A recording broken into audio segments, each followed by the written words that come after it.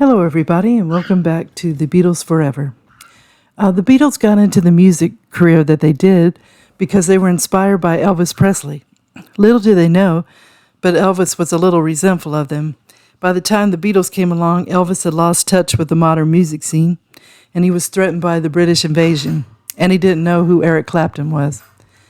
When the Beatles appeared on the Ed Sullivan Show, as Elvis had done years earlier, they broke his long-standing TV audience record. Elvis sent them telegrams congratulating them, which was nice of him.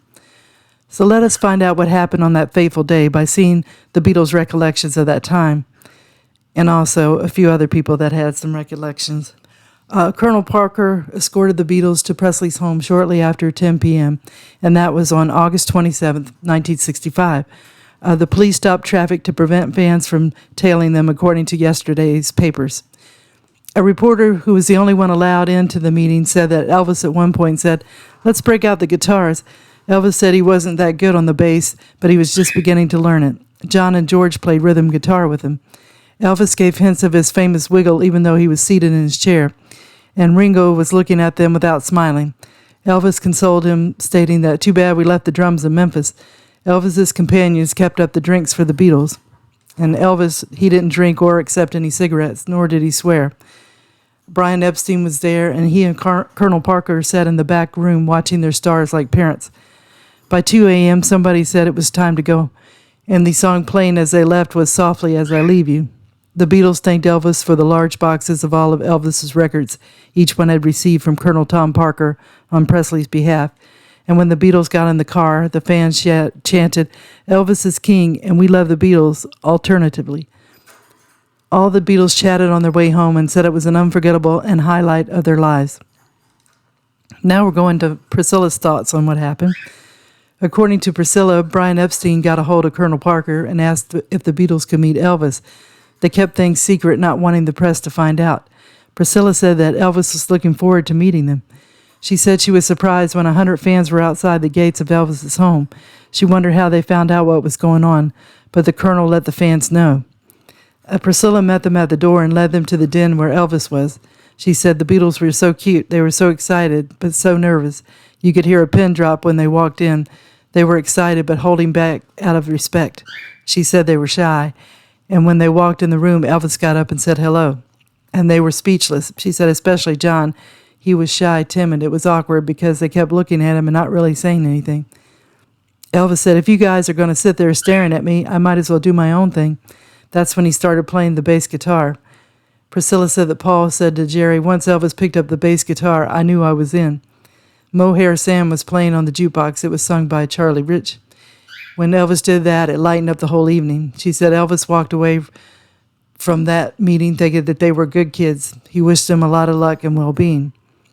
Later, when some of the Memphis Mafia guys went to visit the house where the Beatles were staying, she said that John told Jerry that he couldn't believe Elvis was in front of him. If it wasn't for him, we wouldn't be here. Next, we have George Harrison's thoughts on the meeting. George said on the Beatles anthology that the highlight of his visit to the United States was meeting Elvis. They went to see him in a Cadillac limousine, and by the time they got close to his house, they forgot where they were going, and they had a couple of cups of tea in the car. When they got to his house, they remembered who they were going to see, and they got giddy and fell out of the car. They entered the house, and Elvis was sitting on the couch playing a Fender bass while he was watching TV. It was Elvis. George said he spent most of his time asking Elvis's gang if they had any reefer, but they were upper and whiskey people. They weren't really into reefer smoking in the South. Next, we have Ringo's thoughts about it. According to the Beatles anthology, Ringo said, "I was pretty excited about it all, and we were lucky because it was the four of us and we had each other to be with. The house was very big and dark. We walked in, and Elvis was sitting down on a settee in front of the TV. He was playing a bass guitar, which even to this day I find very strange. He had all his guys around him, and we said, 'Hi, Elvis,' and he was pretty shy, and we were a little shy, but between the five of us, we kept it rolling. I felt I was more thrilled to meet him than he was to meet me." So Ringo was excited about the trip to see Elvis. It had been arranged, and he said he played football with Elvis, and Ringo said it didn't matter to him if Priscilla was there. It was Elvis that he was there to see. And he didn't remember the boys that he had with him, but he remembered that they were like sycophants. Whatever you say, Elvis. Ringo was mad that Elvis wasn't making any music. He was just making movies. He said that with Elvis, you can never get close and become good friends. Ringo said the saddest part was years and years later, they found out that Elvis was trying to banish him from America. He was big with the CIA. He felt sad that Elvis thought they were bad for American youth. I think Elvis started to change his mind like later in the 1960s. And that's when, I don't know, maybe he was trying to get in good with Nixon, or we're not really sure about that. So Paul's thoughts on Elvis? According to the Beatles anthology, Paul said, he showed us in and he was great. I mean, it was Elvis. He just looked like Elvis. We were all major fans, so it was hero worship of a high degree. He said, hello, lads, do you want a drink? We sat down and we were watching the telly, and he had the first remote switcher any of us had ever seen. You just aimed it at the telly and wow, that's Elvis. It was a great thing for me that he was into the bass. So there I was. Well, let me show you a thing or two, El. Suddenly he was a mate. It was a great conversation piece for me. I could actually talk about the bass, and we sat around and we enjoyed ourselves.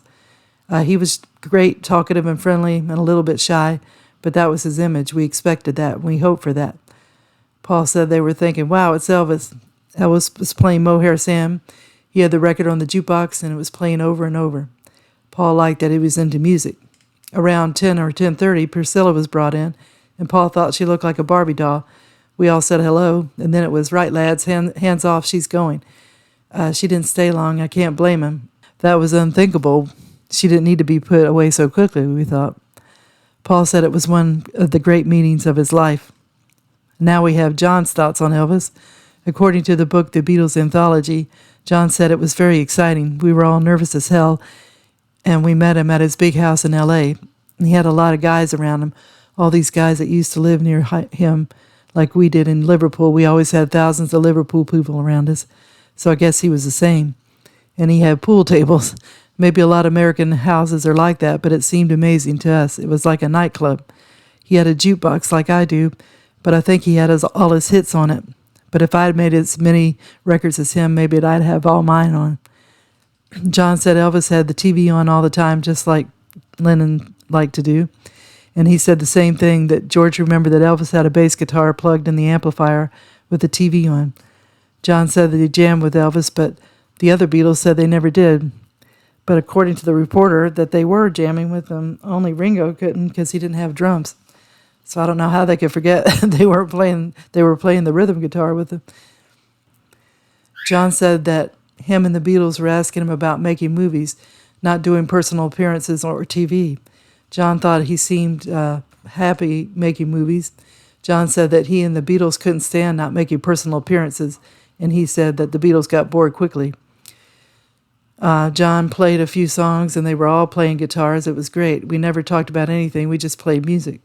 He wasn't bigger than us, but he was a thing, and he just wasn't articulate, that's all. John said Elvis was great, just like he expected him to be. On the YouTube video from yesterday's papers, it stated that Elvis was playing bass, and John was playing rhythm guitar to Cilla Black's You're My World. The Beatles meeting their idol, Elvis, must have been a great night for them. I bet they never dreamed that the singer they listened to over records and the style of his they copied would be meeting with him at his home in California and actually talking with him. What a great meeting of talented man and a talented group. Too bad they didn't allow cameras or videos in the house. That would have been neat to watch them together. So I hope you enjoyed the video. If you did, if you could give it a thumbs up, that would be great. And I also hope that everybody's been having a good day. Tune in again soon for another episode of The Beatles Forever. Thank you. Bye.